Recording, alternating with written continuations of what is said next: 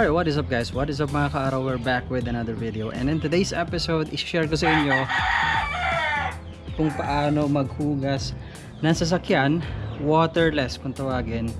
Or eto yung way na hindi ka kailangang gumagamit ng sobrang dami ng tubig pag naghuhugas, unlike yung paghuhugas sa mga car wash. Ito yung lilinisin natin today.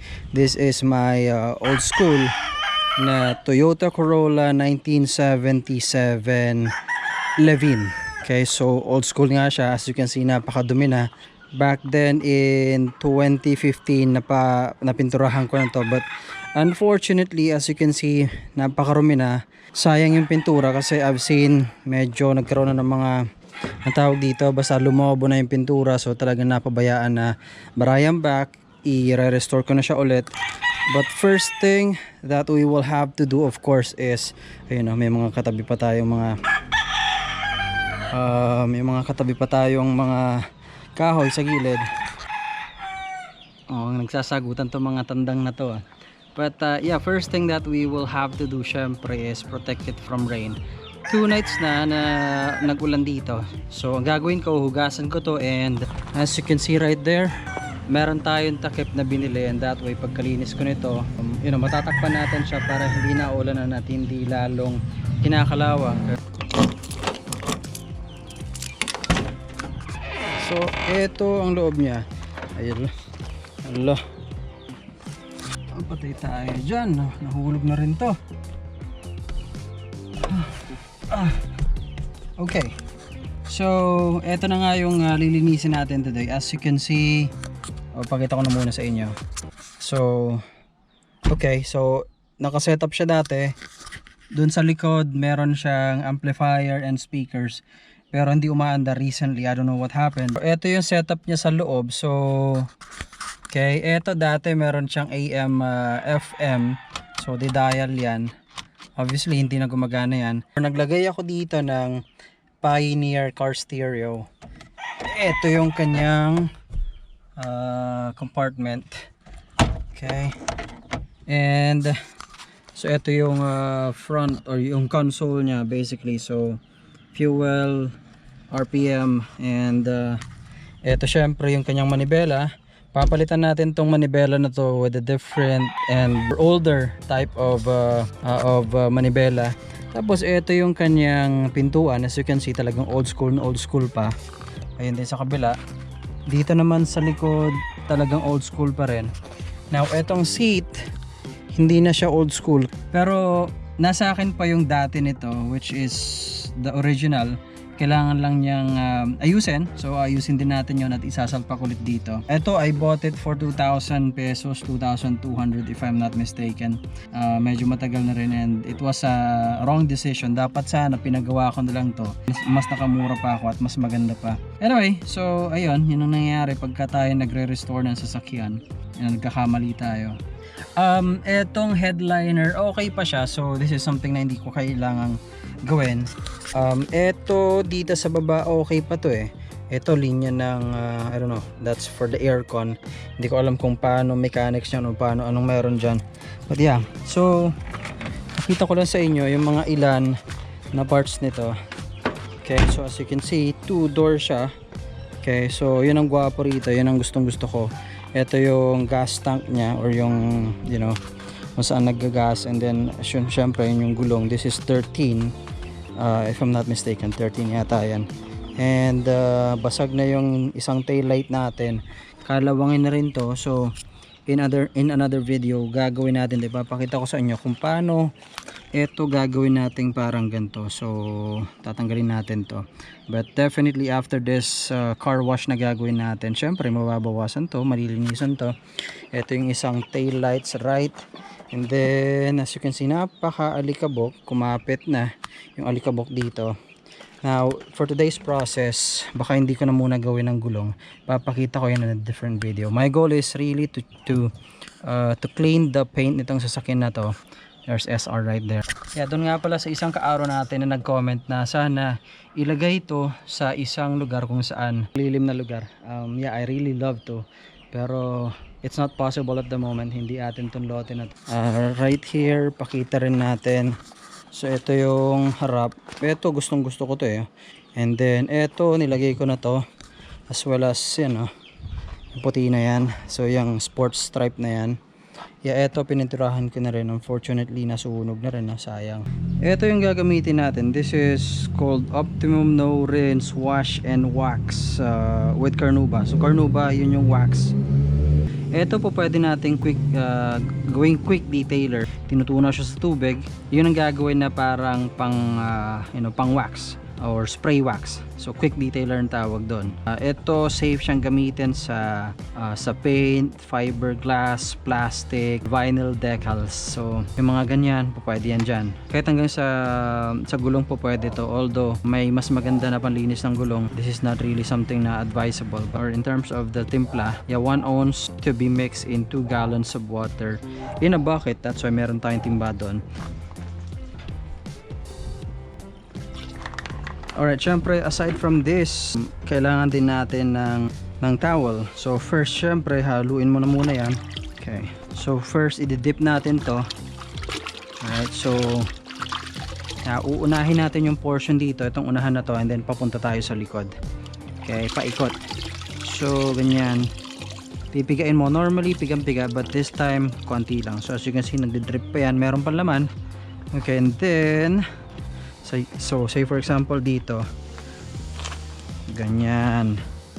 Okay, hindi mo kailangan ng sobrang pressure. Okay, yan. So hanggang dito, wag na muna yung baba. Okay, now ang explanation kaya mula sa taas papuntang baba at hindi ko sinagad dun sa babang baba is that normally pagka ikaw nagda-drive, yung mga putik dumidikit sa may bandang pinakababa na portion ng sasakyan, and since medyo madumi yan, ayaw mong kumbaga umiikot or kumakalat yung dumi nitong sasakyan na to mula sa baba papunta sa taas. And that is why ideally dapat mong linisin mula sa taas papuntang baba, and then you stop somewhere like sa akin dito lang sa portion na to. That way hindi nagagasgas. Okay, kasi what's gonna happen is pagka may na-stuck dito na bato, and then ito na-stuck dito yung bato, and then pinampunas mo yan sa taas, then obviously gasgas na gasgas.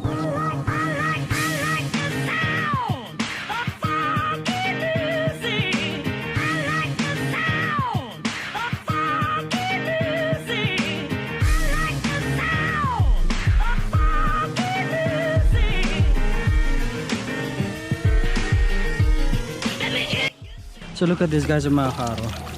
Napakadumi as you can see. So papakita ko naman sa inyo itong part na to.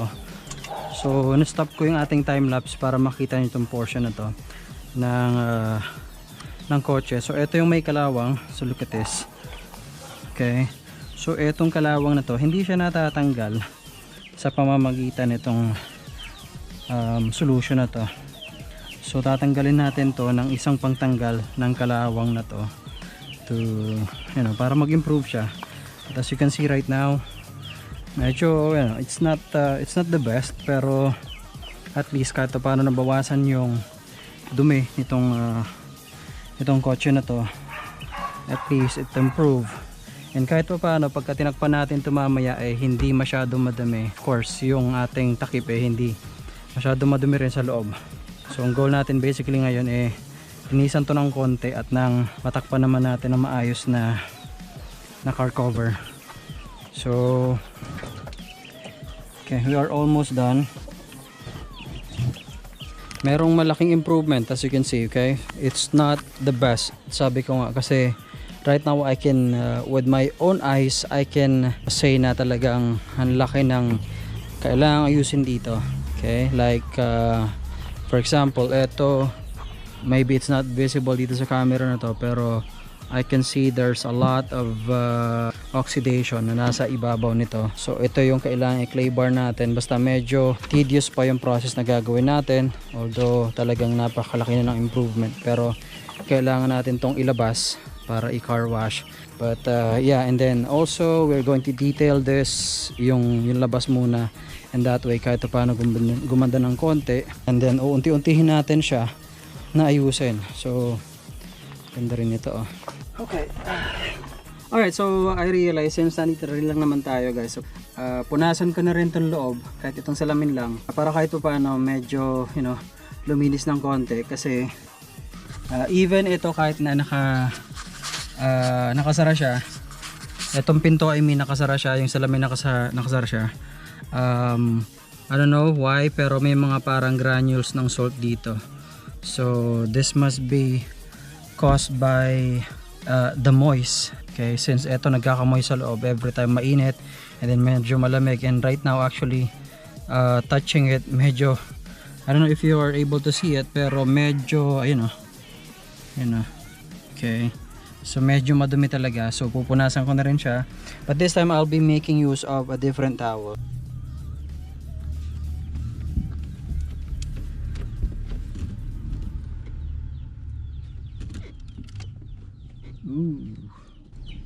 Malutong na rin ito ah.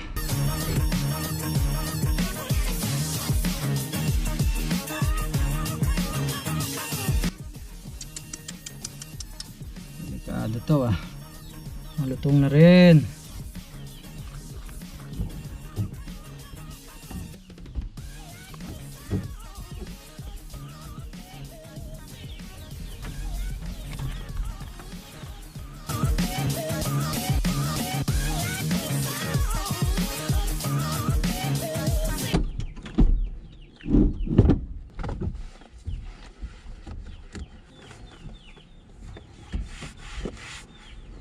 Alright guys, so as you can see kahit paano malinaw na yan, as well as dyan sa part na yan. Ito sa likod, well, na-miss ko na pero tsaka na lang yan. Dito rin sa side na to, clear na rin kahit paano konti. Okay, and syempre ito clear na rin. Dito rin sa dash or sa front windshield, kahit paano malinis na rin. Okay, ang tanong, safe bang gawin to? I mean, waterless, is it something na safe gawin sa mga sasakyan? Hindi mabanggagasgasan yan? Ang sagot ko, it depends. Like in this case, dito sa sasakyan na to, yung paint medyo napabayaan na, kailangan hugasan, so it's okay. I mean, there's really no risk that much kahit paano. Okay, pero if you're going to do this for a brand new car, hindi let's just say mga isang buwan na hindi nahugasan, hindi na car wash, napabayaan, my suggestion is really don't do it. Okay, mas maganda kung ipa-car wash nyo na lang, have it done sa isang car wash shop or gawin nyo sa bahay, but do it properly with car wash or car shampoo, dahil pagka medyo madumi na yung sasakyan at kumapit na ng husto, pwedeng yon mag-transfer sa tuwalya or sa towel at yun ang makagasgas sa sasakyan nyo, and that's something that you don't like to happen. Now, kung ang tanong naman if it's effective, yes, definitely it is effective. I've used that solution for the past couple of years, and yes, effective siya, maganda siya ang gawing quick detailer nga. Nabili ko yan yata about mga 2,000 pesos, pinabili ko pa sa US. Shoutout kay Tito Ben. So ganun lang kadali. I mean, it's not really madali, pero hindi naman siya masyadong komplikado. It's something that can be done DIY. Ayun, ang problema nga lang, I think walang nagbebenta ng ganyan dito, so pinabili ko pa yan sa US. So if you have any question about this process, about this vehicle, about everything na nakita nyo sa video na to, let me know through the comment section below. I hope kahit paano nakatulong tong video na to sa mga gustong matuto how to detail or even how to take care of your own cars, because syempre ang kotse hindi siya mura as an investment.